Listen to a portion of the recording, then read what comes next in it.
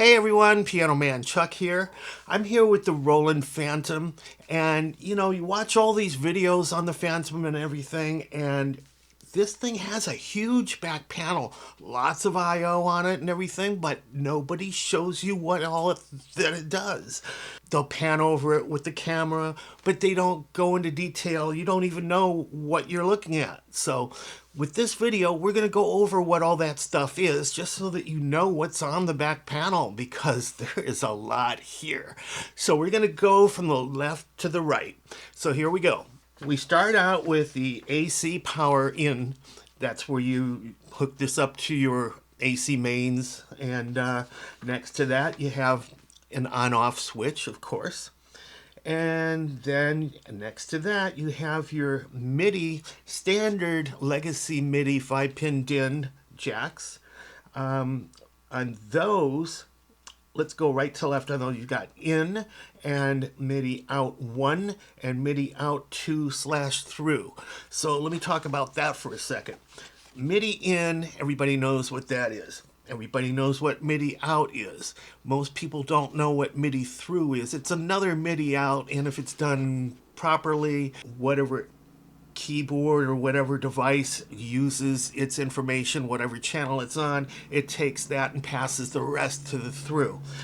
But in this case, they've upped that a little bit. So instead of just in, out, and through, which it could be used for, they have in, out 1, and out 2, where you get to choose on the keyboard which MIDI out you want to route your signal or signals through. You can put it to out 1 or out 2, which is really cool, because if you're routing it to out 1, that can go to some other MIDI device, and if you're going to out 2, that can go to another MIDI device or MIDI network of devices. That way you can plan so that you have much less latency, because as you know, each one of these outs can be daisy chained to up to 16 MIDI devices, each one having its own channel, 1 through 16. But if you have an out 2, now you've got a second set of 1 through 16. So really, you've got 32 MIDI devices with the old legacy jack that you can deal with this. And that is really cool. I wish a lot of other manufacturers did that, because it makes things a lot easier. And even if you're dealing with something that's daisy chained, let's say 4 devices on out 1 and 4 devices on out 2, you have a lot less latency, because only 4 are being daisy chained on each one rather than 8. So that's an example there of how that would work. Okay, next to that is the pedal section. These are all 1/4-inch jacks, and they're labeled hold and control 3, control 2, control 1. And the hold is actually for your damper or sustain pedal, and I've got a Roland DP10 hooked up to that. And the other 3 are different types of control pedals you can hook up to this, like expression pedals and all that kind of thing. And you can assign what their function is from within the Roland system menu and other menus. Now, underneath those first 3, you'll see that it says R, C, and L, which would stand for right, center, and left, to correspond with the pedals of a acoustic piano. Usually there's 3 of them. And of course the rightmost one would be the sustain or damper pedal, and that's where they have it labeled hold. The other 2, even though it doesn't have to do those functions, but that's where you would set it up to do that. Alright, next to that, you've got 2 combo jacks labeled 1 and 2. They can take XLR or they can take 1/4-inch. Now, what's cool about this is it can be used as line level, usually with 1/4-inch, or it can be used as a standard mic with the XLR cables.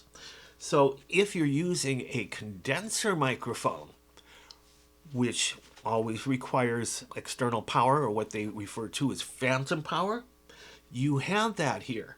That is so cool. This can provide phantom power, 48 volts, to condenser microphones. Now, just because it provides that doesn't mean you have to use that. If you're hooking up regular dynamic microphones, obviously you don't want to be running current through those, so you turn that off. And just to the top right of each of those, there's an independent level control. So you can actually vary it. Of course, with a mic, you're going to need more signal, more gain, and with a line level signal, you'll need less. And that's where that pot will help you take care of that input level. All right, moving over to the other side, you'll see that there's 3 USB ports that you can plug USB controllers into. And unlike most of these keyboards today, you can plug in you can use this as a host. So you can plug in any MIDI controller or any other MIDI keyboard. No longer has to be plugged into your computer. You can plug it into one of these 3 USB ports, and this becomes the host. So if you have a controller, plug it into one of these and you can play whatever sounds this has. You would just assign whatever you want your keyboard controller controlling what sound.